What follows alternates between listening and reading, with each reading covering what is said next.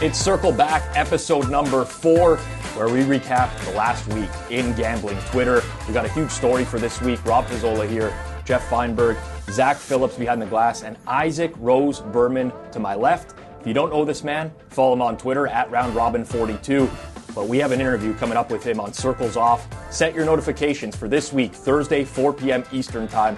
Pro tennis bettor over here, and we're going to break down a lot of stuff in the gambling space. But let's start with walking scams, ?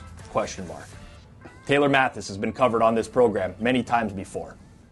Unless you've been living under a rock, you probably know the story by now. But she got involved in a meme coin called Taylor Coin. She didn't create it, but the creators of this coin reached out to her asking if she was willing to promote it. She took 2% of the overall coin and started blasting it out to her Twitter following, as we see here. That coin accumulated wealth, started to pump. People were getting in. Taylor Mathis is in on this coin. People start chasing it. And then what happens? Well, ultimately, she says she feels overwhelmed. She sells the coin. People can see her public address. It's sold. Coin starts to plummet. Crypto Twitter is going nuts. You pulled the rug out from under us. This is unfair. So what happens? She buys the coin back at a much lower price. A no-no. In the crypto community, she acts like she didn't. I bought the coin back, ? Maybe I did. We don't know. But publicly, we can see that the address that she had the coin with has repurchased it. And then there's a total mutiny that happens in this space. She protects her tweets. It seems that DraftKings, who was her sponsor, is no longer in her bio and has dropped her for this entire situation. And she starts posting some stuff that, she's not feeling great at this moment in time. And then finally we get to the point where she unlocks her account and she's, goes from private back to public and is tweeting up a storm again with a video explanation of everything that transpired here, which is causing even more controversy in the space. Everyone has an opinion on this. Literally everyone. We will give you ours. Jeff, I'm throwing to you first because you're the hot take specialist. Well, my take is pretty simple. It is pretty standard. You build a brand on the back of incels. You can't be that shocked when they turn. She thought sports betting Twitter was a racket or a mean game or something you need thick skin for. None of these crypto bros, everyone is totally anonymous. No one even uses their real name or their real picture. Yeah. It is such a lower form of cesspool interactions. And when they turn, this is not like sports, betting Twitter turning. This is a much more vile part of the online community. There's more money involved, for sure. You're right. Yes. Yeah, that's a big part of it, but she built her brand on incels liking sundresses without lines, and this is where we got, Taylor to the moon. Houston, we have a problem. Yeah, it's a big one. What was your first reaction, Isaac? Yeah, it's unfortunate she only made $27K from the rug. That's the sad part where, that's why I don't think it was malicious. I don't think she set out being like, I want to screw over people. Given, I don't know how much she's making from a sponsored post, but I think she could get a lot more than the 27K that she made. And you know what? In fairness to her, she had a window. She had a window to literally just throw her hands up and claim ignorance and stupidity. But instead, she tried to dig deeper, and then there were receipts that showed that, while the initial intent might not have been malicious, at some point along the way, it seemed like she was in a bit over her head, and, she took an action. Unfortunately, a couple weeks ago, I don't want to say unfortunately, but when we first started this show, we had spoken about her a lot, and then there were some episodes where I thought, maybe we were hijacking her into the show a little bit because, she brought traction, and I thought she would have there would almost be like at this point she was so big that she was on like a Paige Sporanic type trajectory that there would be almost be an agent or people in the background that could give her advice. Yeah. For whatever reason, her biggest flaw was in the first 48 hours not having a real friend to take away her phone. Because it seems like someone has or she has, but she should have put that sucker down almost at the instant. I actually DM'd her privately with that advice. Whether she read it or not, I don't know. I've interacted with Taylor before, a few times through Twitter DMs and then meeting her in person at Bet Bash. So the first thing I will say is it is kind of sad when there's like this large pile-on one person and they accuse you of orchestrating this big scheme. So to me, like, I'm a gambling person. I would say like the fair value on this being a scheme is like plus 5,000. To me, there's no chance she had malintent in the situation. I strongly believe that. However, ignorance does not let you off the hook in a lot of cases, right? This is an extreme example, but there's a manslaughter offense that exists in real life. You hit someone with a car and kill them and it's an accident, you get charged with manslaughter. It's not first-degree murder. You didn't have the intent, but it's still viewed at, there's punishment for that crime. In this scenario, it feels like she made every possible mistake along the way. I think there's a very rational explanation for that happening, but that doesn't excuse the mistakes. Like if you were overwhelmed because you had, you're gifted, first of all, you're not gifted. She agreed to promote this coin. Agreed to promote this coin. She wanted 2% of the coin. Sure, it's not, it was a coin made in her likeness and image that she didn't approve of. Welcome to the crypto space. I'm sorry, I don't know what else to tell you. It happens all the time. But she agreed to that. That's fine. If you want to get out of it at that point, you're in a really tough circumstance because now you have been essentially shilling the coin for a few days now. And whether you believe it or not, people are aping into it because of you being attached to it. So that initial sell catches a lot of people off guard. I do believe maybe she was overwhelmed and didn't know enough about crypto to want to still promote this, or said to herself, and again, this is speculation, I got involved in something that like I don't want to be involved with, but there's repercussions to promoting something for a couple days, building up the price of that product, and then getting out and completely tanking the price. And there are a lot of people that are upset, and in my opinion, that anger is warranted. I'm not an idiot. I didn't go out and buy Taylor coin. Like, first of all, there's a lot of idiots that went into this trying to make a quick buck and like not understanding that a lot of the liquidity in this coin is real. Good luck trying to sell afterwards.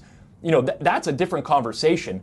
But all these actions along the way, not only the selling of the coin, but then the buying back at a lower price is even more damaging. And I can easily see her selling the coin, bunch of people like, what the fuck are you doing? Are you insane? Like this and that. And then her feeling bad and coming back in. Like that's very logical, but it's still a huge mistake to do that. And again, like ignorance is one thing. I don't think there's malintent, but you can't just plead ignorance and be like, I didn't know when you're getting involved in this stuff. Yeah, I mean, it's the problem when you grow such a big following so quickly. I mean, she went from, 10,000 followers to like 300,000 in like a couple weeks. 200K, yeah. Right, yeah, and it's, pretty clear she's the one writing all of these tweets. She's the one making all of these decisions when, obviously she has some responsibility here, but clearly got over her head. Society is very forgiving, okay? This happens I think maybe this is a bad comparison, but I'll just point. We have a Michael Vick jersey hanging in the studio here. With Tiger Woods. Look at Tiger Woods. There's even a better example. Tiffany Gomes. Sure. Is the plane lady. Yes. When Taylor's like, she responded like, your life's not ruined. You just gotta, hang out with friends and family, take a breather, literally touch grass without a camera and a sundress on. Yeah. Like, just do it legitimately. Maybe Lex Luthor can take you back to Aruba. Yeah. Like, just go, just, you know, I mean, you know, you hang out with your friends and your family that care. The internet, it really isn't real. I agree. It isn't. Like, but you feel it. No, you feel the reality. Trust me, I tweet something stupid and 6 people tweet at me that I'm an idiot or say something stupid on one of the shows that I'm doing. You feel it. Like, you feel it. So I totally get that she felt it, but you know, then there was just like this whole spinning dance of excuses and backtracking, and it made it so much worse. I agree. It took it to a place, in my opinion. And listen, if crypto bros, they can be mad at me. Like, you bought into Taylor Coin, you deserve almost the same fate as dudes sending a Nigerian prince money on an e-transfer from an email. Yeah. Like, that's a sort of fate that I don't give a crap that you lost it. I get that obviously some things happened here that were hyper unethical. Yes.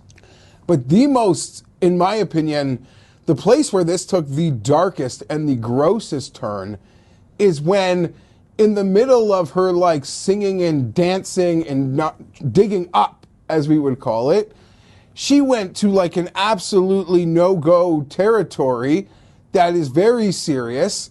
And, you know, I would encourage anyone to even like donate to any like self-harm prevention hotlines. Yeah. But you cannot go from like the self-harm tweets into then more backstory, into then this like once you tweet that, you have then taken this into such a different place. I'm with you. That to me is much different, and in some might say a lot more egregious than like a crypto situation. Yeah, like listen, those are very dark tweets. I'm not denying that she might have actually felt that way in the moment, and I'm with you. Like, self-harm, donate to those causes. You know, if you have friends that are in trouble or ever express any sort of you know, doubts about wanting to live on, you know, that's serious stuff. And I'm not suggesting that she didn't believe that in the moment, but all of these tweets and everything, all the actions, they were just compounding in the situation.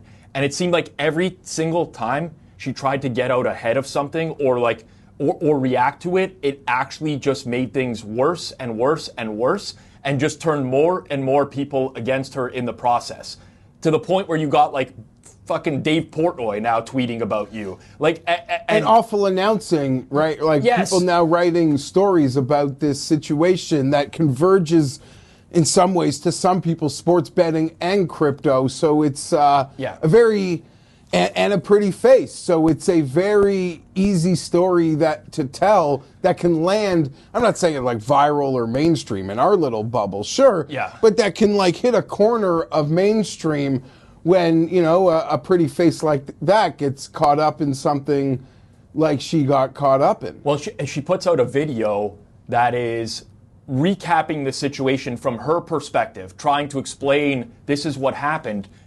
And I watched that 5-minute video, and I'm like, this is even worse. This has made it worse now. Because first of all, the video cuts off after like 4 minutes and just goes to her saying, like, I couldn't include the rest of what I wanted to say. I was advised by my agent, I think she says. And it was if her agent advised her, why didn't her agent then tell her to make a new video? Like, why would you cut off the video halfway through? It doesn't make any sense. There was so much going on. There are so many layers. Like, we're even forgetting a main layer in the fact that in part of the skipping and dancing around, and some of it, listen, like the relentless need for attention-seeking behavior is dangerous. Just look at the quarterback of the New York Jets. He suffers from it. It's not just an internet thing. It's a real-life thing.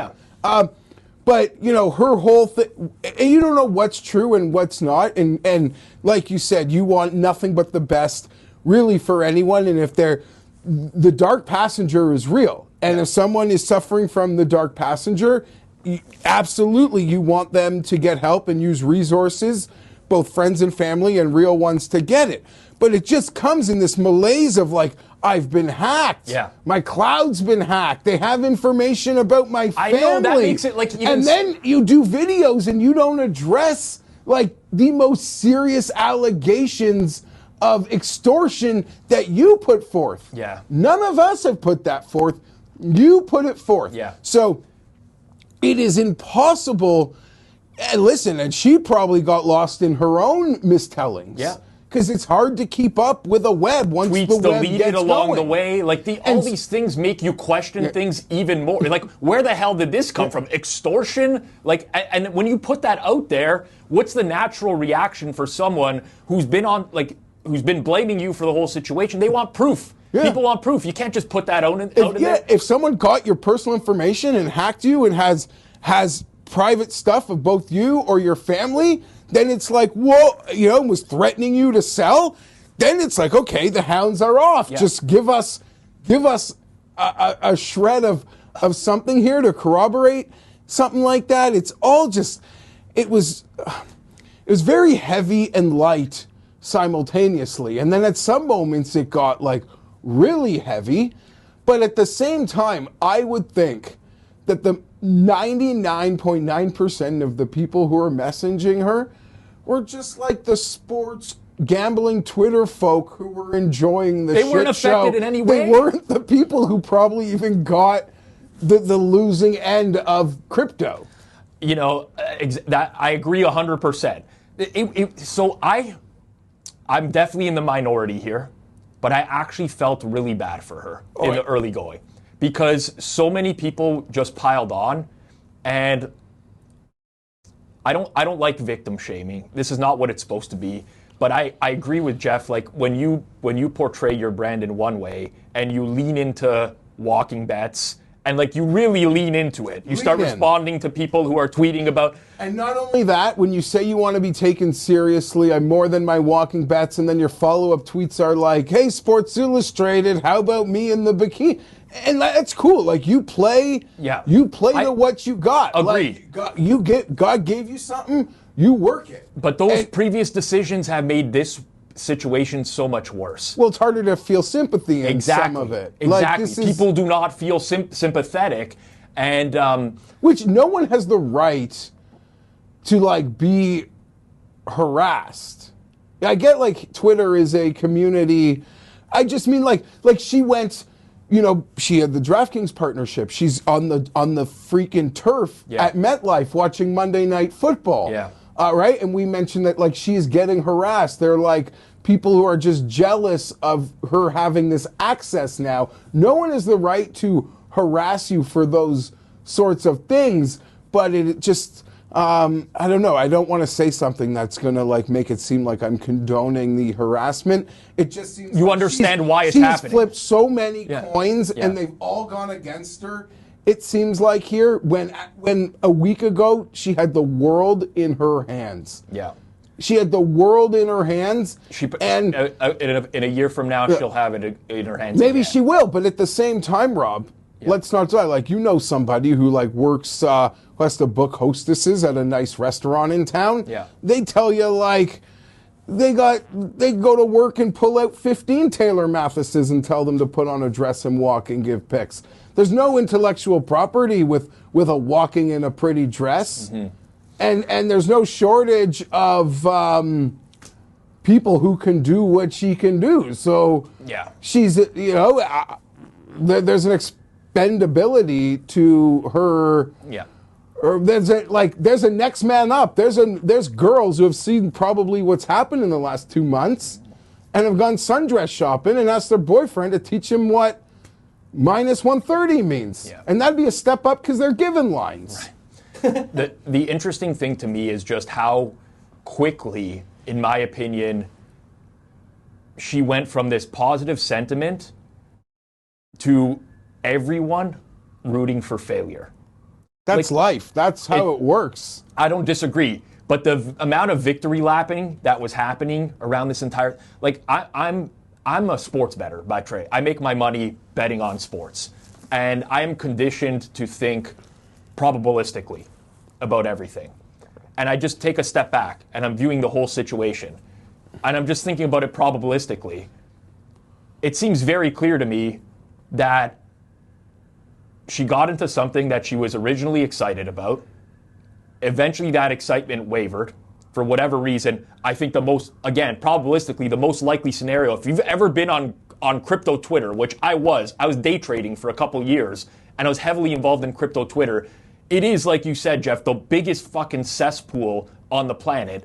I'm sure people are up in her DMs, messaging her on Telegram. Why have you not promoted the coin today? These people are obsessed with making money. The irony in all of this is that the people who bought Taylor coin wanted to stick the fucking bag to someone else. They wanted to make their money off someone else, and they never had the opportunity to do so. That's why they're upset. That's the reality of the situation. But probabilistically, I think all of these things that happened without intent to screw people over. But it's like the perfect storm of just setting yourself up with every additional action where it makes people turn on you even more. I think how you feel was pretty much the sentiment to 99% of the people who sort of caught this story from go. Right. In that, oh shit.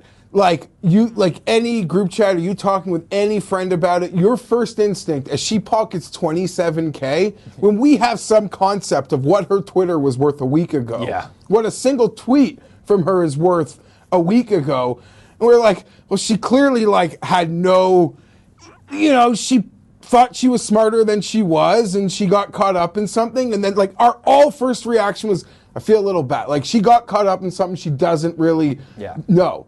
But our turn of opinion or sympathy was all from all the follow-up actions. If that phone gets put away in the first hour of this incident, she's putting on a sundress and recording a Monday Night Football video for everyone to see, for her upset audience. Yeah. That's all that's happening. I barely set tweet. Most of my Twitter notifications are for sports purposes, injury, beat reporters, stuff like that. I set tweet notifications for Taylor before she went private. And as she was tweeting through this, I'm just thinking in my head, I'm like, how did you press send on? She has an agent, presumably she has a lawyer. I don't know how it got to this point where... She's gotten big, so she clearly doesn't live at home. She's moved away from home.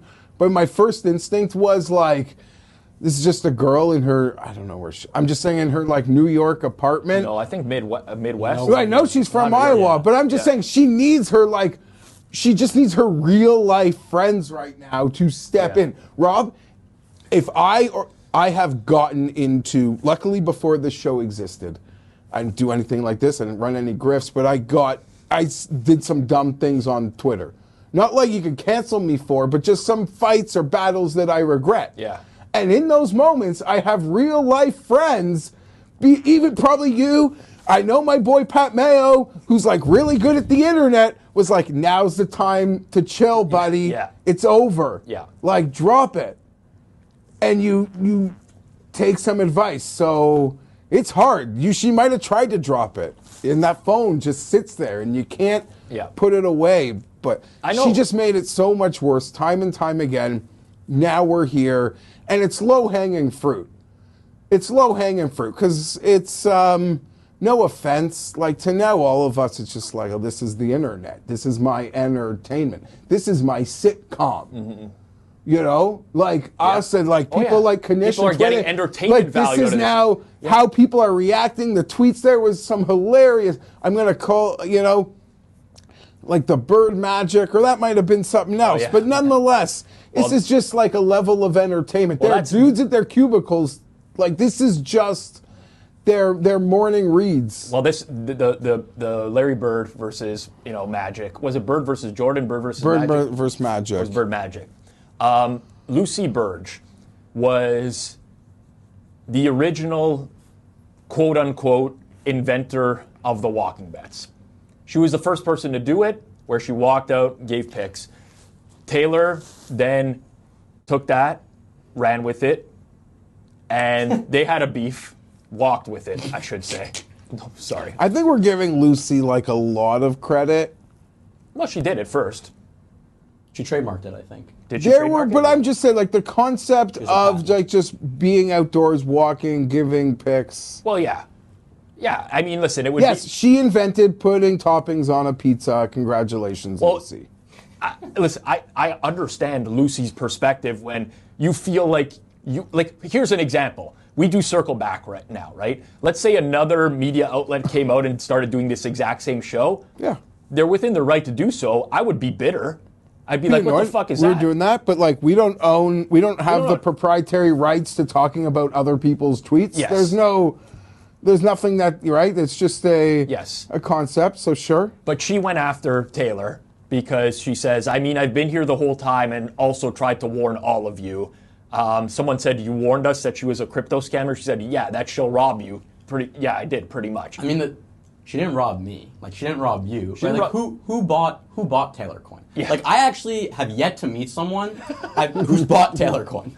I've met a lot of people who are very upset about it, but I have not met a single person who actually bought Taylor coin. And if anybody bought it without the express purpose of selling it to someone else for more money, was there you get to meet Taylor? Like, what's the benefit? I assume there's two levels of people who bought crypto coin. The straight crypto boys, who got wind of it and that this could catch a little steam and I can pump and dump on someone else. Yeah. And dudes who are into pig play. And just to quickly summarize, those are dudes who pay girls on the internet a lot of money to humiliate them. Yeah. Right? So those are the two types. Like, I'm going to now pay her, not actually. And so you're saying those are people that are allowed to be robbed, right? Those. Well, no, because they accepted that, I am just paying into her happiness to humiliate me. But there's always... So, first of all, I thought this was a huge low blow. This is a classic, the ref gets hit and he's again in the corner trying to regroup and he hits... You brass knuckles? Yeah, the low blow and, down on the knees. Like that, I understand, but by the way, I'm not immune to disliking people in the sports betting industry. I think people very clearly know where my rivalries are. But this was someone is already at their lowest point and just jumping in. That's what bothered me about the whole situation. Oh. I get a little bit more emotional about this. I don't know. Maybe people, if I say this, people are like, oh yeah, you're trying to she's not going to blow you. So all those comments and stuff like that. I'm like, hey, just be a human for a second. You have someone at their lowest point. It's probably not the time to just pile on and be like, oh, I warned you. I will defend Lucy here in that because she did feel like her bit was stolen, according to official internet rules, she has engagements of war, international internet law. Yeah. Lucy has a free shot. Yeah. Right? They had a battle before. It got pretty public. Yeah. It got a lot of hype. It also ended up on Portnoy's desk. Yeah. They both got dragged for it. So under international internet law, Lucy is actually allowed to take that shot. But to follow up on one thing you said, I agree. Someone's at their lowest moment. If you're a friend of that, I don't care. Got a lot of friends who've done some dumb things. At a low moment, you're my friend, I will support you. Yeah. There was a subset of tweets, though, from a genre of people that got me good this weekend, Rob.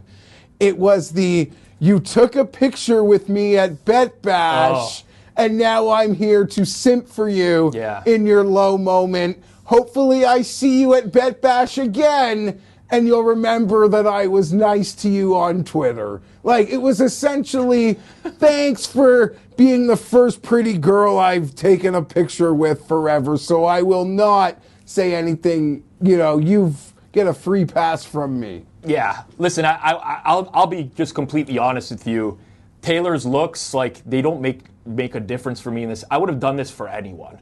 If I truly believed that somebody was just ignorant, I'm not going to pile on them. It doesn't matter what they look like, male, female, doesn't matter to me. I want to say very clearly, ignorance does not excuse, but the actions. If it was, let's just randomly say, do you think the internet, if Kanish did this, I'm just trying to, the guy with in our circle with a profile, you think a guy would have been taken down harder? I believe, to be perfectly honest. I think 27K is a lot more for Kanish than it is for Taylor Mathis. I don't know. I can't tell you. I wouldn't be able. It would probably be. I think a guy. Not gonna like you for that. I think a guy would have been railroaded even harder than she's gotten railroaded. I don't know. I think this was the For person the innocent mistake, before like the 8 backpedals and pretzel and my cloud's been stolen and. That's a really good question. I'm interested in that in the comments below. What you think? If Kanish did this, he also would have taken the complete wrong route and tweeted his way out of it, by the way, and made it 1,000,000 times worse. I can tell you that would have happened. There's no way he would have put the keyboard down and moved away. But I also we're going to move on here. We're going to talk some actual sports betting tweets in a second. But I also just want to say, when you invest in something, it's no different than when you're placing your bet. When you go and click submit at your sportsbook and you place that bet, I don't care if you bought it from a tout, if you got it from Twitter, if you handicapped it yourself, the onus is on you. You are now responsible. It's your bankroll that you're dealing with. The same applies with investments. I completely understand why someone might feel infuriated that they thought that they were going to have Taylor supporting this coin and they were going to make a bunch of money. But you have to weigh risk and reward with every investment. And there's nothing to stand on, really, in my opinion. There's not. People will vehemently disagree with it, and that's fine. You're entitled to your opinion. But the rug getting pulled out by Taylor selling her, if it was that fragile in the first place, you have to know that going in, really. And that, to me, is the dumbest part of this entire thing. She had an out. Yeah. She had an out. Just would have taken an hour of chill and thought, and she had an out. It was almost like it was impulsive. Yeah. And the buyback. I don't want anything to do with this anymore. I'm selling it. It's not understanding charity, the repercussions. selling, buying back. Yeah. It was just like a spiral that got so much worse. Do you think she knew that people could see on her No. address? Yeah. I don't think That's so. actually a great point. You know what? I don't think Yeah. she knew that people could see. I mean, people could have been smart enough to connect the dots on how that could have happened, but I don't think she knew that they could see that she pulled it. That's the one thing I will say, probabilistically, I think it's more likely that she sold that thinking that she was not going to be found out for that. Do you think she would ever advertise that she sold it? She said, because she tweeted, she was like, "Oh, I'm done with it." But do you think she would have said? Yeah, on her, if she wants to pull a straight heel turn here, straight heel turn, I don't know what that implies. She pulled a heel turn already, I'll tell you that. Okay, fair. Yeah, this would be an ultimate heel turn. This would be she Mr. actually did McMahon. some things that I would say are the most peak levels of heel turn. And it wasn't grifting the crypto. It was after. Yeah, I just think every action along the way somehow made it worse. And you're right, sometimes you just got to walk away, turn the mobile device off, step away, uninstall Twitter We all for a have week. friends who are not part of this. Yeah. At all. Yeah. Real world, Yeah. who we have known. They would be so happy to hear from you. Yeah. They would. But there's certain things that are an admission of defeat. Making your account private, admission of defeat, right? As soon as people now see that account is private, that's like an admission of guilt in a way. I've done something, I need to go hide behind it's these little things that I do believe she thought she was protecting herself. And by the way, another thing I'll say, the extortion stuff, we talked about this briefly. The stuff that goes behind the scenes in crypto Twitter is insane, okay? I got messaged a picture of a knife before purely because I tweeted something about Bitcoin and it went down 10% the next day. And some guy tweeted a picture, I reported, blocked, and whatever, I moved on. But there's literally insane people out there.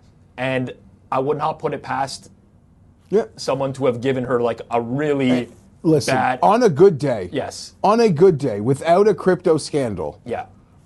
Me and you've worked in sports media for a long time. We have seen what some of the women in the workplace in sports media is like DMs look like. Yep. Who aren't involved in anything or don't put on sundresses or don't like sell their brand to that.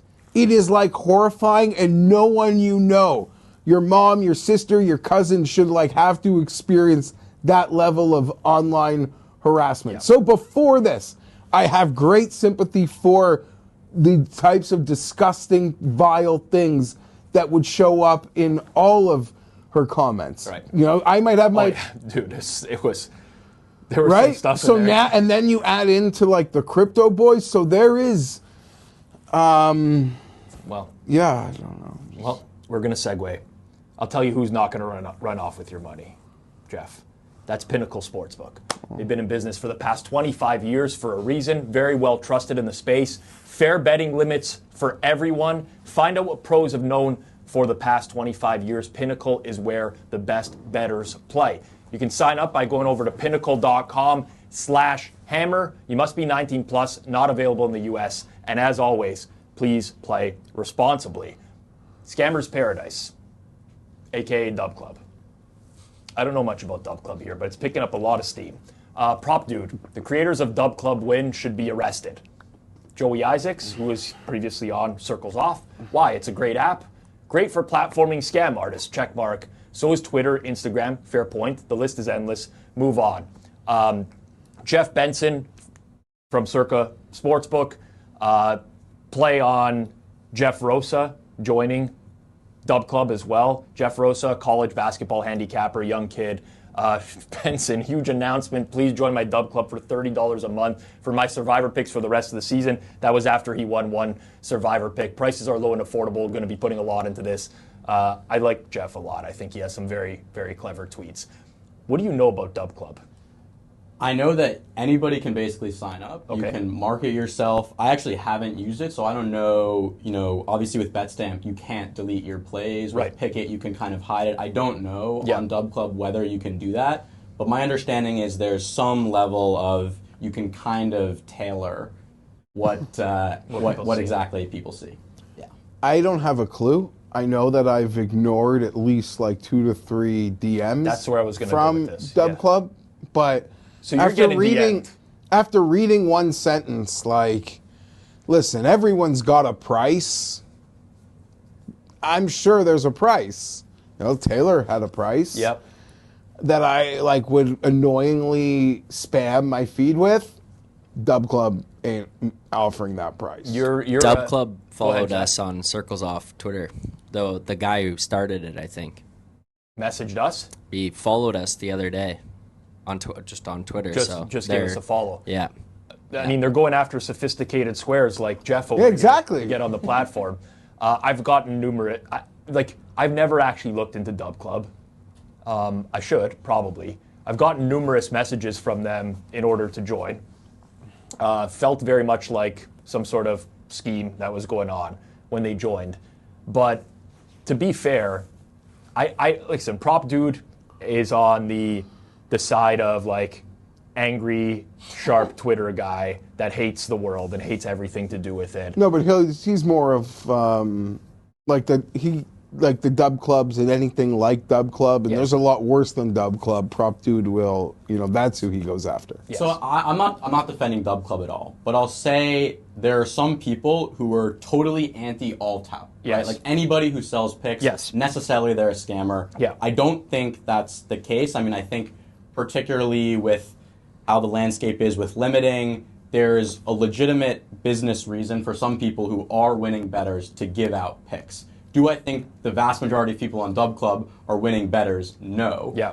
But just to say that anybody who's selling picks is necessarily a scammer, I disagree with that. But DubClub is, I assume their thing is like a community. At least that's community. Yeah, that's the thing. Right? I mean, most Like, people who are on DubClub, ostensibly you're there for the picks, but you just want a bunch of people who you're riding with, who when Yeah. your bet loses, Sure. you text in the Discord, oh, what a bad beat. That's what. And That's I what don't people think want.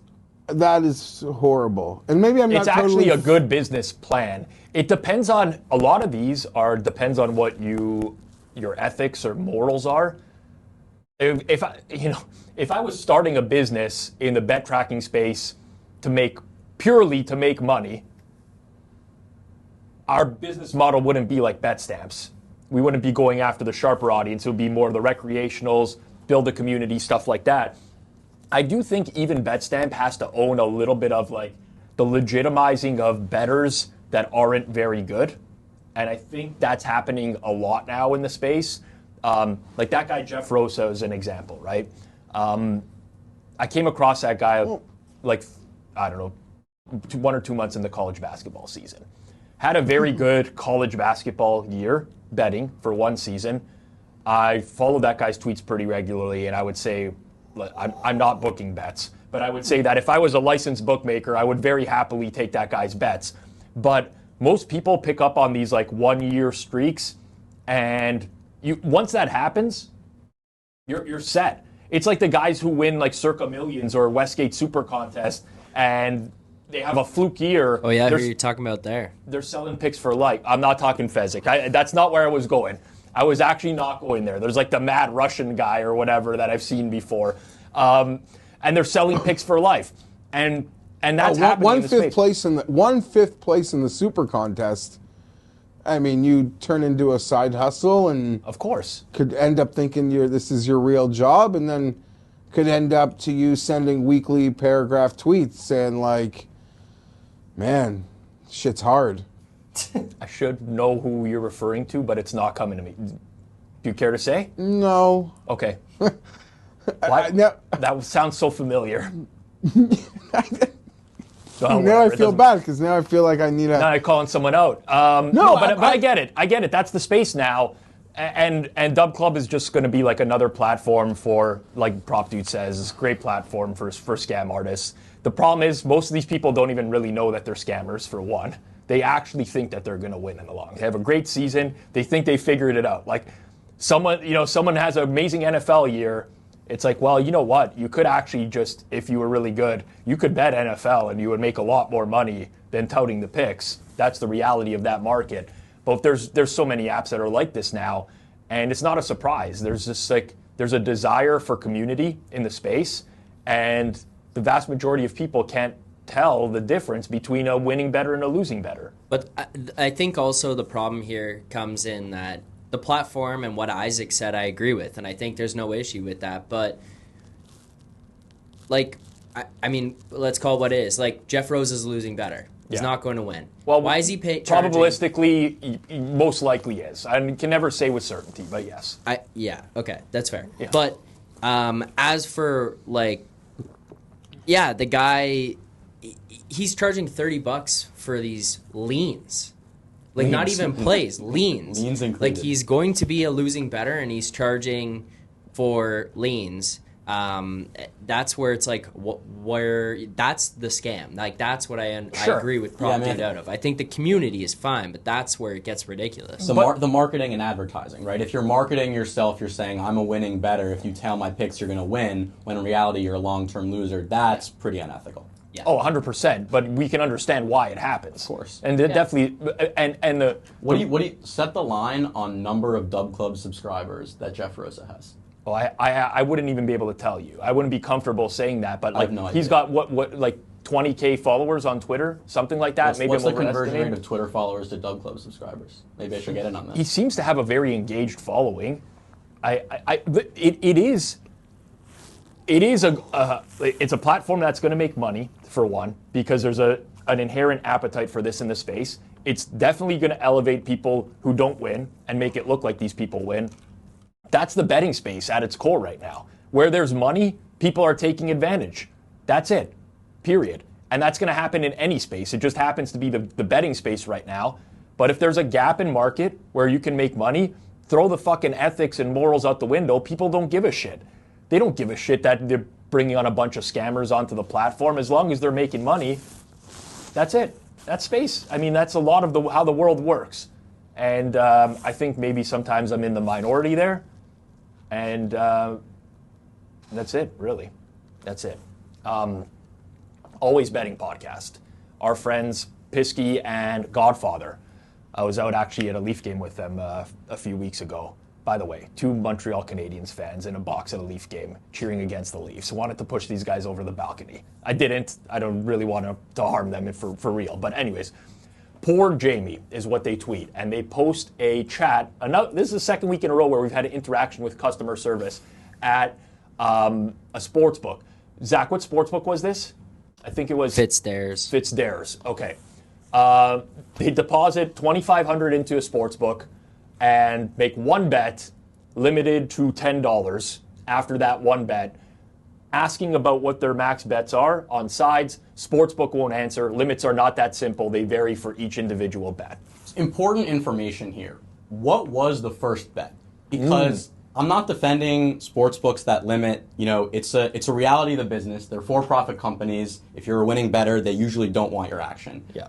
But if you are a winning bettor and you're going into a sportsbook and you're firing some mispriced prop for the max on the first bet, what do you want? What are you asking for? I mean, they limited to $10 on a prop on the first bet. Yeah. What could that prop have been? I know. I mean, what is it, like Belarusian table tennis overs? Like, what are we betting here? Like, what are you doing? It's called, look, I'm not going to talk too much, but priming an account. Yeah.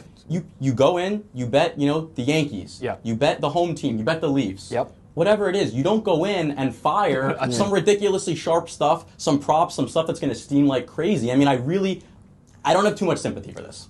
You take the account out for dinner. Yes. A couple drinks first. Yeah, exactly. Buy a few you loosen cocktails. the account up a little 100%. before you try to get them in. Yeah, who knows what this is? This could be the most off the beaten path, D-rate sporting event where their limit on that is already hyper recreational. But how much action is Fitzdares getting on a day? The props must stand out like this. I mean, I like Pisky is a great dude.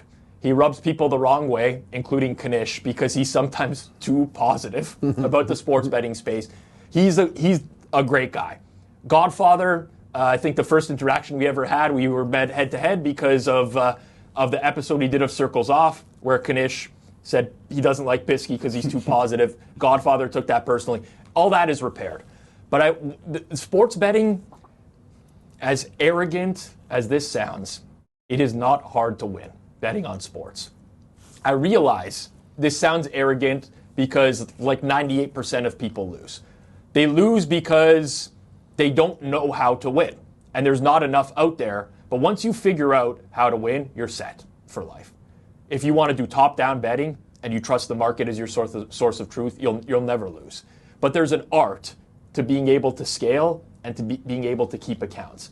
And this, I don't know if Jamie is an alias for Pisky or not, or if this is someone who sent a screenshot. I don't know. Jamie is the customer service agent. Customer service rep. Oh, there you go. Yeah. Oh, right. Yeah. Sorry, we didn't get the name of... Yeah, no, because it's your account. Yeah, it might have been Pisky's account, whatever. Sure. But there's a recklessness in going in and just thinking you're going to win unlimited money on good bets. And it's sad, but this was my argument with Spanky, Captain Jack, about the American Bettors voice that they were launching on behalf of bettors. We need fair limits for all. It's listen, in a perfect world, sure, there would be limits. I don't want product offerings to go away. I don't want to be limited to only betting $100 on an SGP because now everyone has to be able to bet that amount. I want the art of the game. It sucks to get limited, but there's things you can do to work around that, and in some cases, you can actually even bet more because you might be profiled as a really bad bettor. Hitman does this all the time too. Hitman's such a good friend of mine. The guys that complain about limiting, they drive me crazy. At this point, you have to know it's part of the game. I can understand why you would be upset, but the screenshots of, oh, I'm limited to this, I'm limited to that, it's okay. Yeah. You got 75 runners running around. This is the thing, right? If you're a normal person who's betting, maybe you're Rec Plus, right? You're trying to win, but maybe you're not super sharp. You're doing this on the side. You're using DraftKings for fun, and you get limited to a couple dollars. I get that. That sucks. But a lot of the people who complain about limiting, they're the people with the most accounts, right? You can't complain about limiting if you got 20 beards and 50 people at kiosks and unlimited accounts, right? That's a big one for sure. But also on top of it, like, people have an inability to think from another perspective. The sportsbook's job is to get rid of the winners. They don't want you betting, with the exception of Pinnacle, and I honestly say that because Pinnacle take the same limits for everyone. There's not many books like Pinnacle out there. But the recreational sportsbook's job is to get rid of the winners. We interviewed Shipper, on this channel. He was working for PointsBet at one point. He was fucking laughing it up at how good he was at limiting people. I wanted to reach through the fucking screen and punch him in the face. Shipper probably loves this. And how much pride. Yeah. But that's the role of the sportsbook. They cost themselves as much money as they think they're saving themselves when limiting wrong people. Because they have no idea. They limit squares. There's no way. I disagree with that. I think that's wrong. I'm limited. I don't care, but the number of people who are limited, it's true. Most of them are. They don't have a clue. A lot of them, they don't have a clue. I will say, you're not going to lose that much, though. But they think they think like, oh, just because you're. How do I put this? Like, just because I have. If you're just an aware consumer, you're limited. You don't have to be a sharp to be limited. I'm an aware. I think that varies by book. I'm an aware consumer in that, like, I follow the league. I have a lot of friends who are pro bettors. I'm in some of their group chats. So it's like when they say, oh, this is the game to get on, it is steaming. And I go, because I have lots of sports books, I find the one or two who's still leaving that number. And then all of a sudden. But that's that. You're exhibiting. Okay, listen. Yeah, I'm burning like a good book by not betting professional you yourself stakes. Say you're a sophisticated square. Yeah. They don't want a sophisticated square. They want a square. You are exhibiting a behavior by even line Jags shopping. had it on those points. Moved But with Jeff, me. you are smart enough to go find a good line. The Browns had it. But guess what else I'm doing? Jets, Chargers, money line parlay. Sure. Right? To like offset. And I know when I'm like, this is just such a square, but I need it and I want just something on for the afternoon. It's like, I don't, whatever. I think if you bet the Jets, your account should automatically be unlimited. Exactly. So there. Unlimit any account that bets the Jets. There is definitely some bad limiting that happens. For sure. I started a fresh account recently that I've been priming. And I've been playing 6-game round-robin parlays on NFL right at post for the 1 o'clock slate. Not this past week. The week prior, I went 6 for 6 on those. Won money, and I was cooked. The account was cooked. No CLV, not even great play. Like, this is NFL at post. You think round-robins are sharp-coded, though? Possibly. I've done some stuff on that. It's gearing more sharp now than it is square. Back in the day, it was all square. But regardless, it's just a way for me to get a bunch of action in. And you just got to live with it. Like, at the end of the day, I'm like, this sucks, but it's the game. Like, even though I was trying to fool them, and I think they shouldn't have, they ended up limiting a winning better. Job well done. I credit them for doing that. Sure. That's the game. And the amount that you would lose as like a sharper recreational customer is way less than the amount that if they let Rob on, he's going to win. Right, so I think even if you'd rather sweep with a broad brush. I'm saying right now you're right, but right now the brush is too broad. Yeah, but being able to thin down that brush is very, very hard, and they would rather scoop up a few extras. I agree, but I'm saying right now some of the people you hear like a lot of people who are getting limited who have no business being limited. Yeah, that's fair. Period. And I would agree with that. I will embarrassingly put myself into that. Like, who gives a shit? I bet some outright golfers, they go off at 12 points lower. And outright golf bet's the dumbest bet you can make. It doesn't even overcome the hold. It doesn't even overcome the hold. It's like buying a new car. The second I make that bet, I drive it off the lot. It is worth so much less than it was 2 minutes ago. So much less. Yeah. Like nothing. It's worth nothing the moment I make it. Yeah. Listen, for me, the point is, at the end of the day, you have to understand the sportsbook is a business. And they don't want winning bettors. And I think part of the art of betting and what separates people who can scale from those who can't, like the Sharks from like that next level of players, is being able to overcome that. I actually enjoy that part of it. And I think also a lot of people don't realize how much the game has changed, right? So you hear people like Spanky talk about, oh, why are they limiting people when you could just take the action and move the line? Yeah. And it's like, Pisky's betting, whatever, European soccer. I've seen some of these things, goals. like Bulgarian Right? soccer. And it's like the sportsbook's not getting any information that they can then use that's actually profitable for them. Yeah. I agree that they probably should be the different limits for props and like major markets, right? So you should be able to go on DraftKings and FanDuel the day of on NFL and pretty much bet at least a good clip, right? But when it comes to stuff like props and random derivatives, it's like, well, these they're not really, the books aren't getting value by you slamming their off-market and those stuff. are almost just recreational services from the books. It's like they're Exactly. here. We know people like to bet them, but we're not letting you take us to the cleaners on this shit. Yeah. And if that's not good enough for you, try to find, like you said, play the game, and you try to find somewhere else. Yeah, I mean, for me, like, I don't get upset if I get limited if I'm betting props. But when I agree, like, if I'm betting like major market stuff and I get limited, then I get upset. Listen, I'm never going to lie to people and say I'm always fine with being limited. It sucks when you lose when you go place that bet and you realize, because most time you don't even get an email to tell you you've been limited. You just find out through thinking, I'm good here. Type in your amount, and it's like, well, no, you're actually can only $7.31. That it is disappointing, but it's got to get better. Got to get better at the game. Thursday night football last week was Vikings and Rams, and ended on a face mask that was not called. Kelly Boswell tweeted about it. The follow-up from Parker Barron was, let's not forget that the Rams activated Puka Nacua at the last possible moment. Yet the Vikings line was -2.5 in the days leading up and made no change at kickoff. They knew. On everything, they knew Puka would play. They wanted all the money on the Vikings. Okay, so my question here, who is they? Right? Who is, if you've ever met... He's referring to Vegas. sportsbooks. Oh, Vegas. Okay, yeah, Vegas. The books knew. So here's the thing. If you've ever met anybody who works at a sportsbook, most of them, they're allowed to bet out. Or a lot of the time, they're allowed to bet out. So if someone at a sports book, knew that Puka would play, I don't know anything about NFL, I don't even know, but if they had information on which side was good, they would then go bet it at someplace else, and the market would then move. Talk about this all the time, right? Bettors shift the market. Vegas sets the line initially. Yep. Books set the line initially, and then bettors sharpen it up. If Vegas always knew, the openers would be accurate, but they're not. It's the close because bettors have sharpened it. It's a fundamental lack of understanding in how betting markets work. This is the biggest knowledge gap between a recreational bettor and a sharp bettor, which is how the market works. People don't understand this. I knew Puka was going to probably play on Wednesday. It was Thursday night football game. It wasn't public. Someone messaged me. Puka is very likely playing tomorrow night. We took some early positions, not only on this, on props, on SGPs. We bet it as if it was info.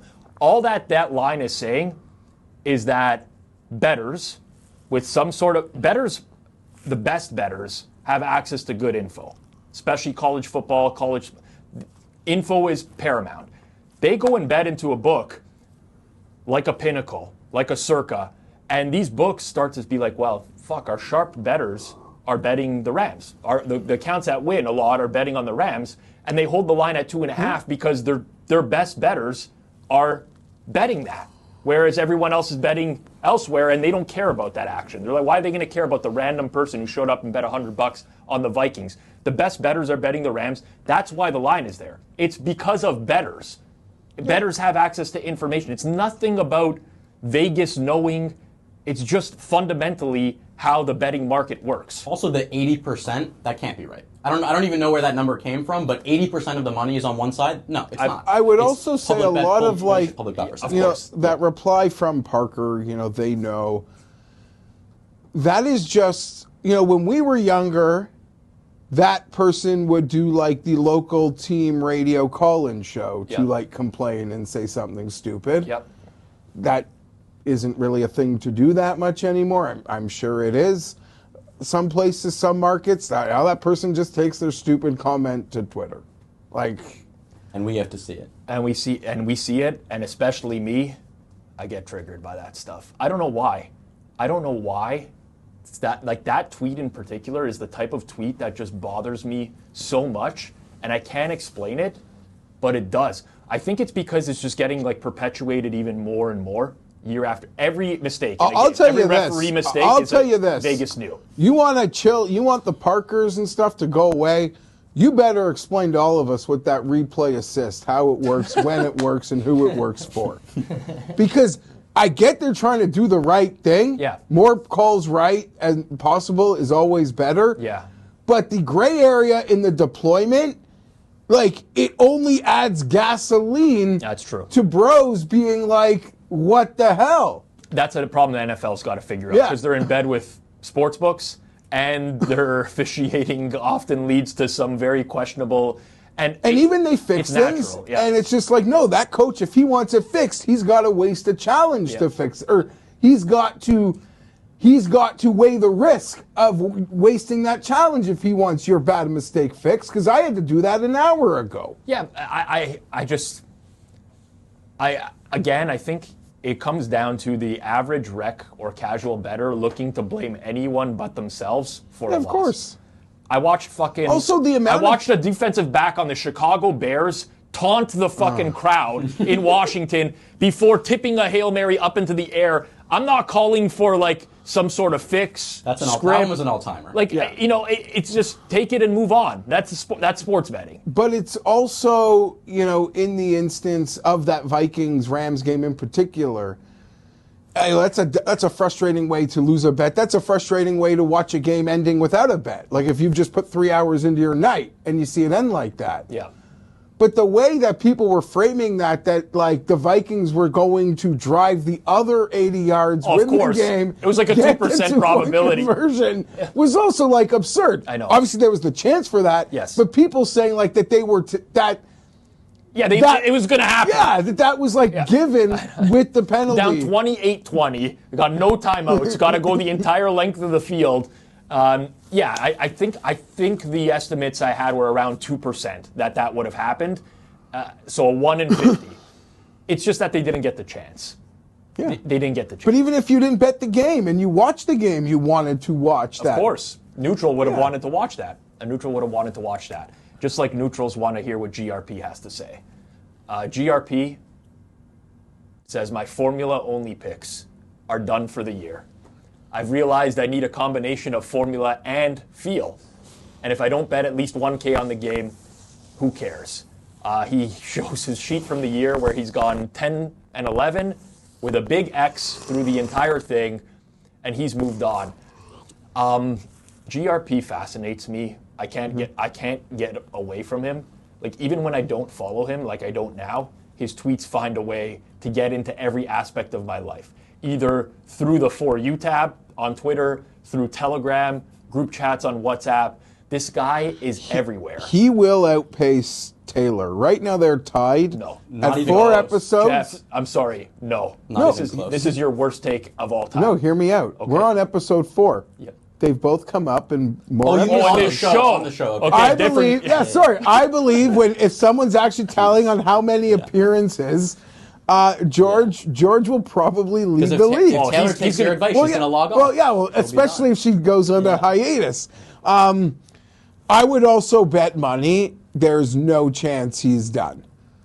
So There is no chance. No, this is just his formula-only picks. By the way, what is that formula? Why is formula capitalized? Okay, that's the thing. You get triggered by that stuff as well. I really get triggered. I agree. that the formula is capitalized. What is it? I'm telling why you, is it capitalized? as someone that, if you read my tweets, you consider me dyslexic or wonder what happened in grade 9 English, like fair.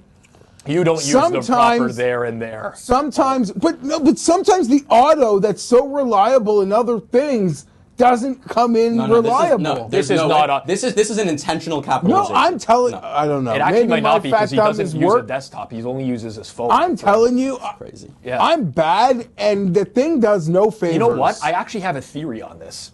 I do. Because we're Formula idiots, One. it knows that. Formula One is capitalized. interesting. And if he's only using his phone and he's ever tweeted about Formula One, we got to GRP look through the GRP Yeah. Sure, stuff. but I'm just saying, Zach, get on it. it's supposed to be an ally, but actually it's not an ally. And then the people who are less OCD than you, who will like reread it 3 times, I get burned. Not even 3.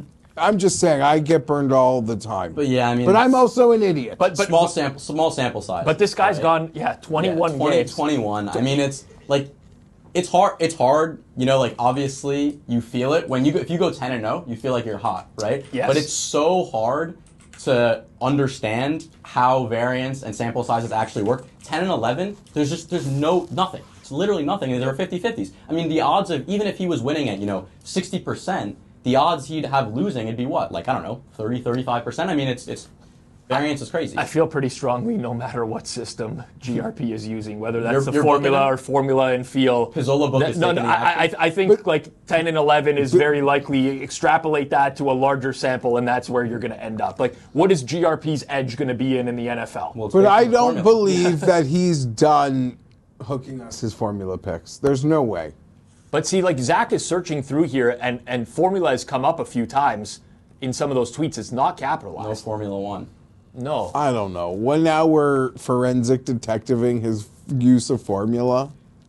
How many of these would he have gotten? Would he have switched if he'd gotten the best number though? Even though the number doesn't matter, right? But see, so here's the thing about GRP. He actually says stuff that is contrary to what he believes. He will go drive for fucking an hour to get the best number in market, but he doesn't believe in, like, it doesn't make any sense. It's like the dude who says he doesn't care about saving 8 cents, but he's in line when the gas goes down 8 cents. He's in the 50-minute line when it's just like 2 blocks that way, it's still 10 cents more and there's no line. I know. Cares about it when he gets the best price. If the market moves against him, the market's wrong. That's classic the tote thing. tactic, though. Yeah. Somebody brought that up this week about Joey Knish doing that on Hit the Books as well. Yeah. Very classic when the CLV works. And listen, when you're doing content, the natural inclination is to like pat yourself on the back. There's so many losses, you got to take your wins. I agree. I don't mean that about, I mean, like you said, Especially I if do you're content. conditioned, you're always losing. That's it. I mean, I tried to join Hit the Books this week, give these guys a prop winner. They fucking shat right all over it. Easy winner. Easy winner. That's me doing my own promotion. I've made my way into the Action Network Discord now. This was yesterday morning. We know Rob Pizzola is watching, but will you be tuning in to convince me? I like that the reach is amplifying. It was never really my goal for this to happen, but now that I'm in a large Discord and people see the name, we actually had our highest viewership of Pizza Buffet live yesterday, all time, which I wonder if this had anything to do with people looking me up. Certainly possible. But what I do want to say to people out there is I'm going to use this as an opportunity to promo the Pizza Buffet. One thing about this Convince Me show that happens at the same time as me, I'm not going to convince you that I'm going to give out a side or a total on an NFL Sunday morning when the limits are 100K. That's going to win. I mean, frankly, if anyone's trying to convince you of that, you should be convincing them to just go and bet into an infinite liquidity pool, because there's no reason they should be doing content if that's the case. I don't win on NFL Sundays. 99.9% of people who are betting into full market limits are not going to win on an NFL Sunday. Join me 11 a.m. Sunday mornings for the Pizza Buffet on Forward Progress. It's a real look into how a real pro bets on the NFL, how I think about the games, and if there is anything that we can extract last minute that might potentially have some value that I don't think is priced into market. Convince me, sure, you can watch that if you want to, but I'm not convincing you of anything. All I'm going to do is show you how I handicap the games. Maybe you'll be better off for it. Maybe you won't be, but check it out. Pizza Buffet, 11 a.m. on Forward Progress. I know you guys tune in.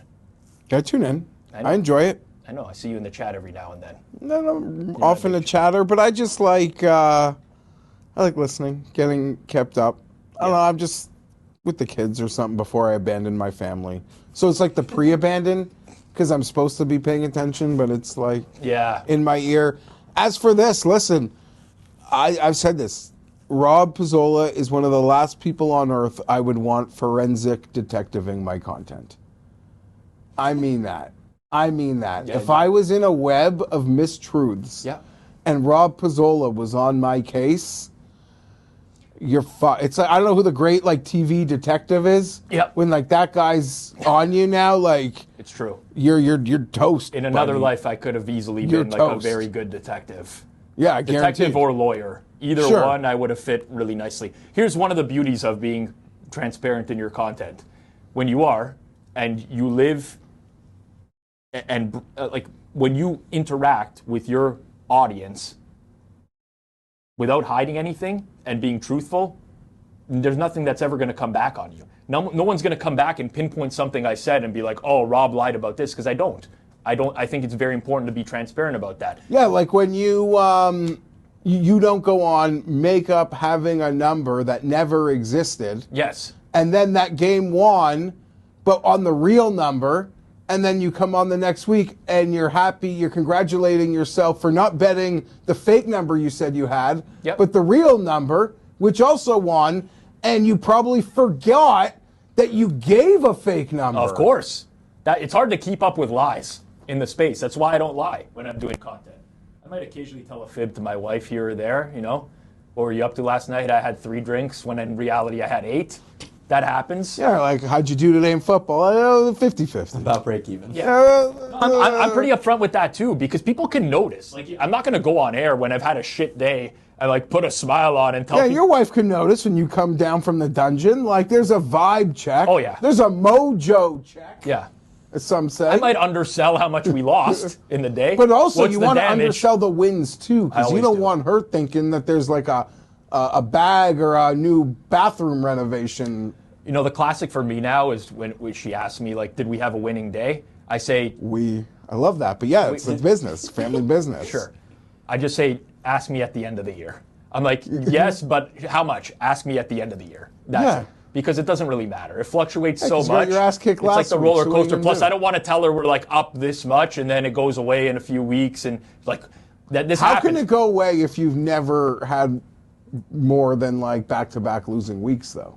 Oh, don't get me started on that. She used to be able to access my tracking sheets for hockey, so she could log in and see all the bets that we had. Which is going over the box scores too? No, but she would tell me, she'd be like, well, we were up like this amount at this point, and now we're only up this amount. Like, what is going on Why here? didn't you just stop betting? Yeah, like, why didn't you stop there? Don't you? And I'm like, you know, that's not the way it works. We got really lucky there. I just don't want to go down that path anymore. Anyways, Pizza Buffet, 11 a.m. Sundays on Forward Progress. This man, me, and Johnny, Circles Off, 4 p.m. Eastern Time. It's a great interview. Make sure that you do check it out. Make sure you're subbed here on Circles Off and you set bell notifications. And of course, if you did like this episode of Circle Back, do a couple things. Smash that like button down below and share it out to your following as well. Let's grow this thing into something big where people are tuning in every week. So if you can help share it on X, on Facebook, LinkedIn, wherever the hell you want to share it, your WhatsApp groups, please do that. This has been Circle Back. We'll see you again next week.